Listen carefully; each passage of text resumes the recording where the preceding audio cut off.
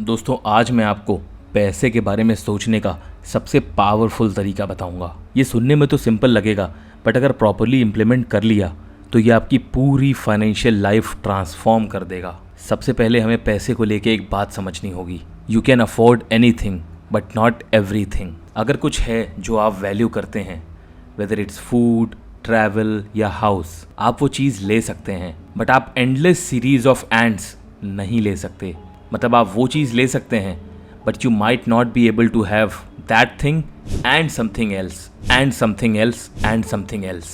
और ये सिर्फ पैसे के बारे में नहीं है, बल्कि आपके टाइम, फोकस, एनर्जी, अटेंशन या और कोई भी ऐसा रिसोर्स जो लिमिटेड है उसके बारे में है। तो ये समझ लो, when you practice being better at managing your money, you practice being better at managing your life। मैं हूँ आयुष और मैं ये मानता हूँ कि फाइनेंशियल इंडिपेंडेंस हम सबका राइट है। मैं उसी जर्नी पे हूँ और इस चैनल के थ्रू मेरा मिशन है मैं अपने साथ 1,00,000 लोगों को हेल्प कर पाऊँ in achieving financial independence by making smarter and better decisions with your money. मैं ये देखता हूँ कि ये मिस्टेक बहुत लोग करते हैं जब मनी मैनेजमेंट की बात आती है। वो अक्सर प्रोडक्ट या टैक्टिक के बारे में पूछते हैं।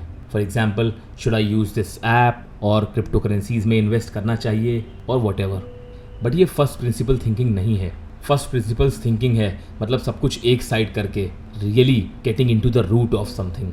एक ट्री यानी पेड़ को इमेजिन कीजिए।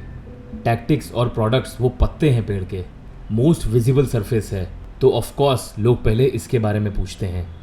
बट आज पहले स्टार्ट करते हैं रूट्स से। पेड़ की रूट्स आपकी वैल्यूज़ हैं।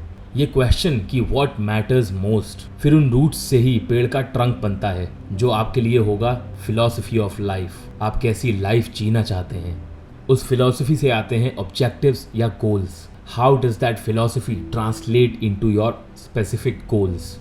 अब उस ट्रंक से ब्रांचेस निकलते हैं जो रिप्रेजेंट करते हैं स्ट्रैटेजीज। अब जब फिलॉसफी पता है, गोल्स पता है, तब स्ट्रैटेजीज क्रिएट कर सकते हैं। और फिर जब एक बार स्ट्रैटेजी रेडी है, तब आती हैं लीव्स जो होते हैं टैक्टिक्स और प्रोडक्ट्स। अगर आप टैक्टिक या प्रोडक्ट के क्वेश्चन से स्टार्ट कर रहे हैं तो आपके हाथ में सिर्फ लीव्स मिलेंगी।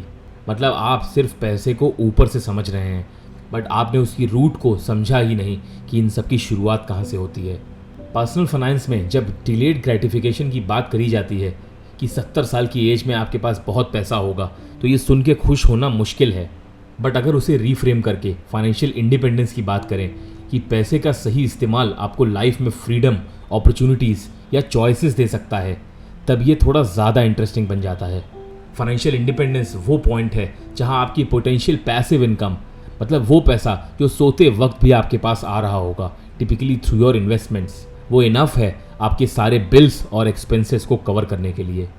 और ये इसलिए मैटर करता है क्योंकि फिर आपके पास अनगिनत ऑप्शंस खुल जाते हैं। फ्रीडम मिल जाती है जो चाहे, जब चाहे, जहाँ चाहे, जैसे चाहे करने की। फिर चाहे वो आपको अपनी करंट जॉब में ही कंटिन्यू क्यों ना करना हो, या बीच में करियर चेंज करना हो, या अपने फैमिली और बच्चों के साथ ज़्यादा टाइम स्पेंड करना हो, या फिर दुनिया घूमना हो। जो भी चॉइस आप लेना चाहते हैं ले सकते हैं, बिना ये सोचे कि लाइट का बिल कौन देगा या खाने में कितने पैसे लगेंगे। फाइनेंशियल इंडिपेंडेंस हम सबका राइट है, बट पहले स्टेप्स डिफरेंट होंगे depending on where you are in your journey.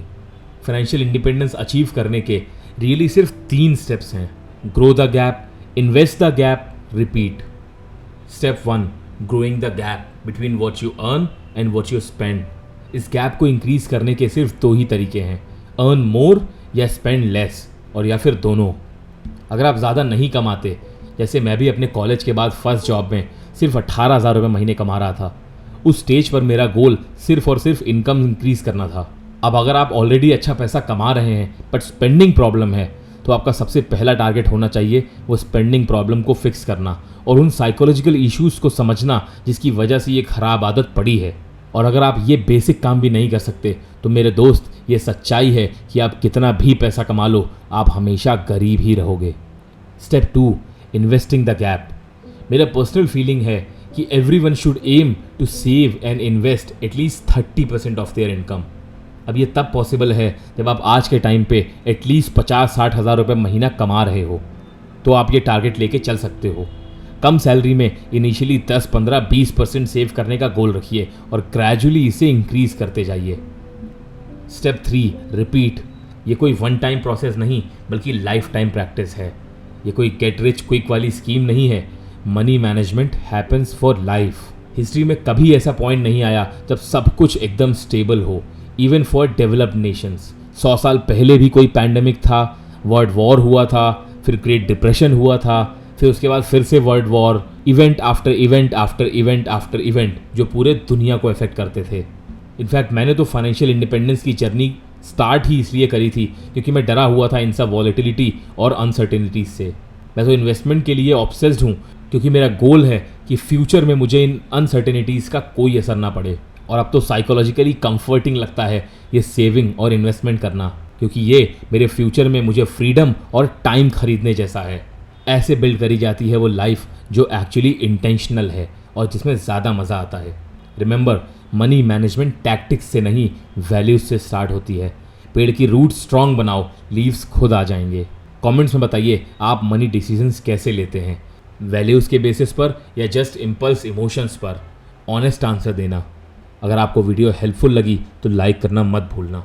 Subscribe करिए for more content about money psychology and investing. And remember, you can afford anything but not everything, so choose wisely. Until next time, stay financially wise.